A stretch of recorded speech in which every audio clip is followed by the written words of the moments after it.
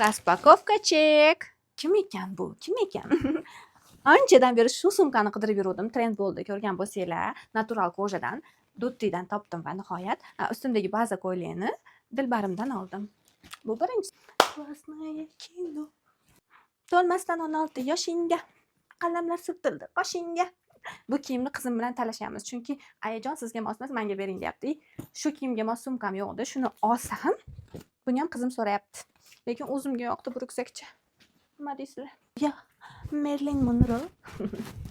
Men bu dublyonochka bilan sumkami ko'ringlar. O'zim ham bir yilda bir marta sumka olaman. 5-6 ta olib, bir yil tutaman.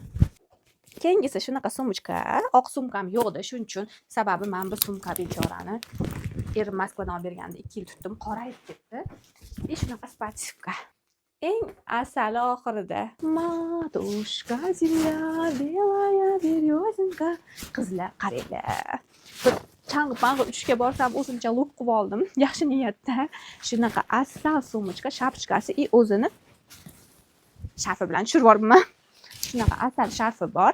Hammasini bularni ochkini ham Duttidan olganman. Kurtkani ko'rgansizlar qizlar. Agar olgan narsalarim yoqqan bo'lsa, sizlarga ham kerak bo'lsa, profillarni atmetka qilib qo'ydim. Obuna bo'lib qo'ysanglar, meni xursand qilardinglar.